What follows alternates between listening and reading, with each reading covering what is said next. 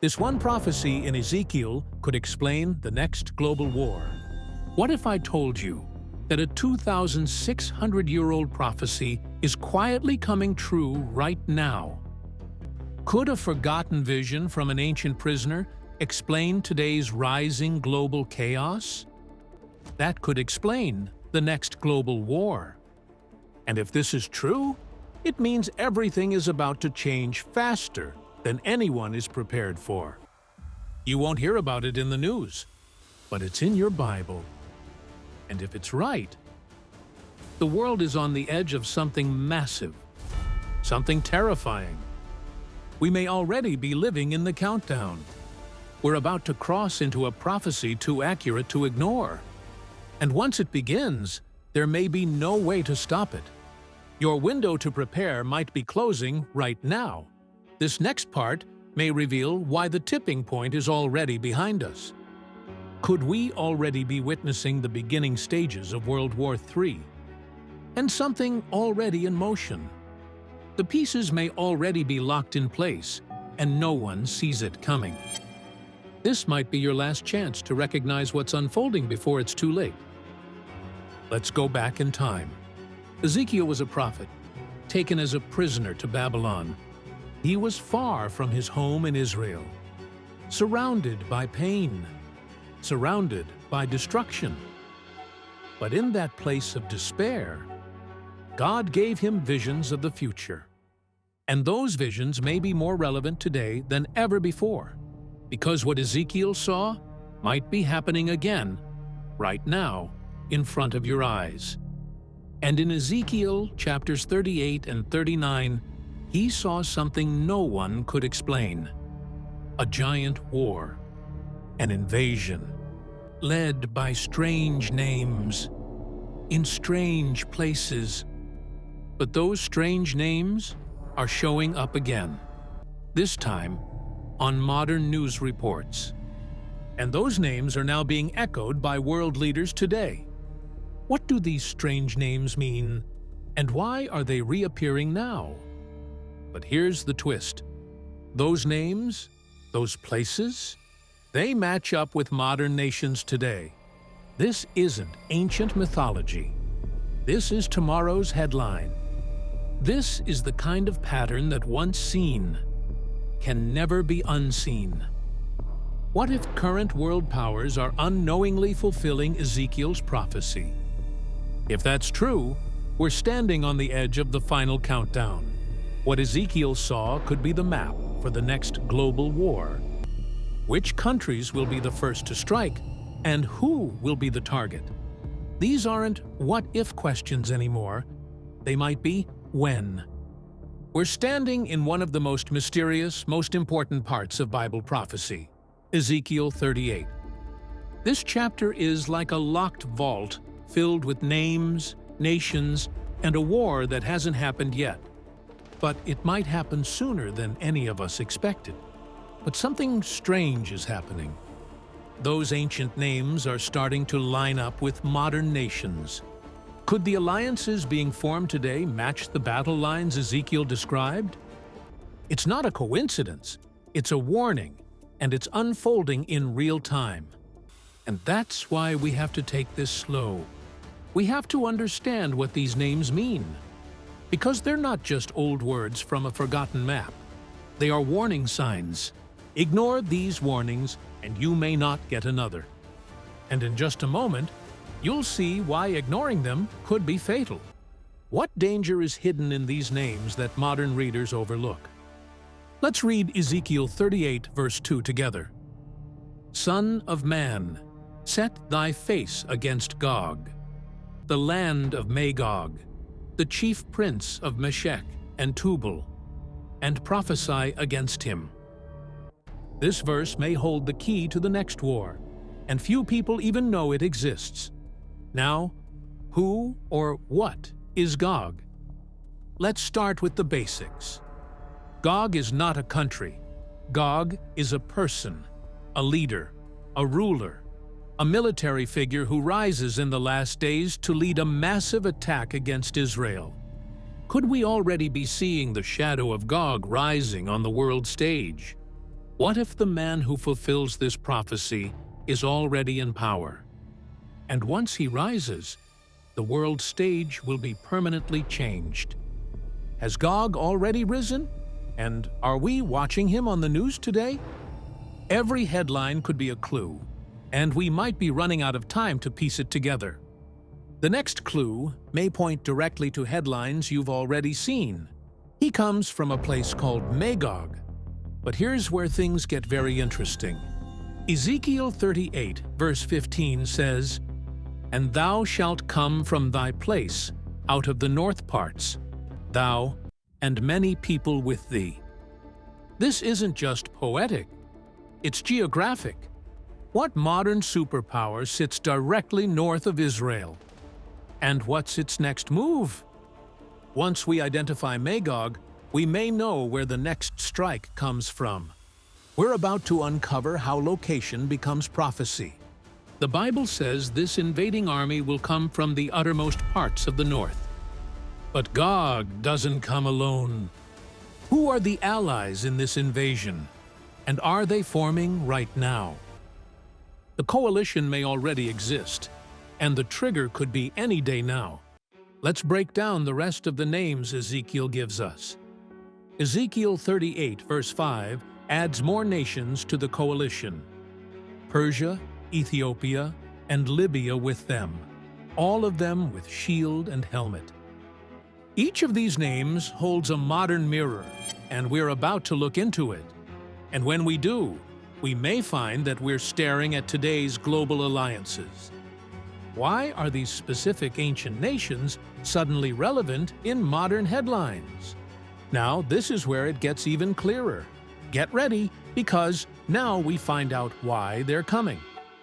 This is the moment where prophecy collides with purpose. So, why are they coming? Ezekiel tells us their reason. Verse 12 says, "To take a spoil and to take a prey." We're about to see how greed becomes the weapon of war. This coalition doesn't come just to destroy. They come to steal, to take resources, to take land, to wipe out Israel and claim its riches. If they succeed, it could ignite a global chain reaction of war and collapse.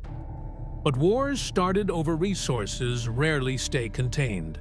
What if the real reason for this war isn't political, but spiritual? And if it's spiritual, no army on earth will be able to stop it. And today, Israel has what these nations want: natural gas fields in the Mediterranean, fresh water from desalination plants. Will a future drought make Israel's water technology a target of war? Advanced technology in agriculture, defense, and medicine. Why has this land, above all others, been the center of hatred for thousands of years? There's more at stake here than land. It's the battle for destiny itself. Some scholars believe the spoil could even be energy, as Israel becomes a rising energy exporter in the Middle East. That would threaten Russian control over oil and gas. That threat may be the fuse waiting to be lit. And what we explore next might explain why global superpowers are on edge. Is this why the world's largest armies are watching Israel right now? Watch closely, because the next global war might begin in the next global headline. Could that be the trigger? Could Israel's success be what draws in the armies? Is prosperity Israel's greatest vulnerability in the last days? Ezekiel saw it long before pipelines or politics. He just called it a spoil. How could Ezekiel describe 21st century geopolitics thousands of years ago? Because prophecy always sees what politics never can. This prophecy could be unfolding right before your eyes, and most people aren't even watching. Now here's the strange part. Many of these nations don't like each other. So why would these countries come together? Because what's coming is bigger than politics. It's supernatural. And in just a second, we'll reveal the one thing powerful enough to unite enemies. Stay with us. What comes next might explain tomorrow's headlines. What kind of hatred is strong enough to unite historical enemies?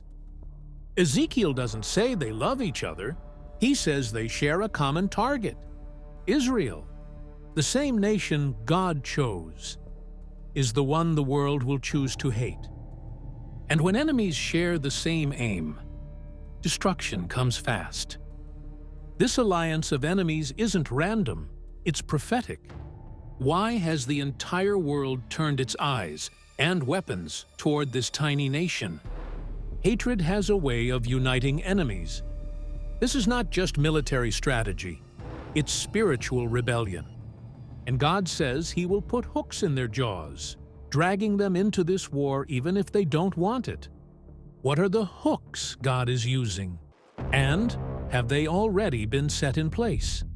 Ezekiel 38 verse 4 says, "And I will turn thee back, and put hooks into thy jaws, and I will bring thee forth, and all thine army." That's chilling, because when God says move, armies march. Because when God sets the battlefield, there's no escaping the fight. Could God be setting the stage for the final confrontation right now? And if He is, then time is shorter than we thought. It means God Himself is guiding this army, not because He supports it, but because He's using it to reveal His power. Why would God use Israel's enemies as part of His divine plan? This isn't just war, it's prophecy. And prophecy never unfolds quietly. Don't let the silence fool you. Something louder is coming. What if everything we're seeing unfold is following a script written before time began? And that script is racing toward its climax. You may be wondering, why would God allow this to happen? Why would He let nations rise against Israel? Ezekiel 38:16 gives us the answer. "And thou shalt come up against my people of Israel, that the heathen may know me. When I shall be sanctified in thee." What if God is using the darkest moment in history to reveal the greatest light? This war isn't the end, it's the unveiling. This war will be the moment the world realizes God is not silent. God is not weak. God is not dead. But the world may only see that truth after everything else collapses. Collapse may be the only language the world listens to. But what will He do to prove that to every eye watching? How will the world react when the invisible God shows undeniable power? He will bring victory to Israel not through weapons, but through His power. He will protect His people and crush their enemies. What happens next will shake the world to its knees, and what He does next will echo from Jerusalem to every corner of earth. What kind of divine judgment will fall, and how sudden will it be? And everyone will know God is real, but not everyone will rejoice. Some will tremble. Some will realize the truth, just one moment too late. Will this be the moment millions finally believe, or harden their hearts forever? The decision will be final, the outcome eternal. There won't be time for second chances. This chapter in Ezekiel is just the beginning of the prophecy. But this scene, these names, these nations, are the puzzle pieces. The pieces are moving into place faster than the world can react. The clock is ticking, louder than ever before. We're entering a moment when prophecy moves faster than politics.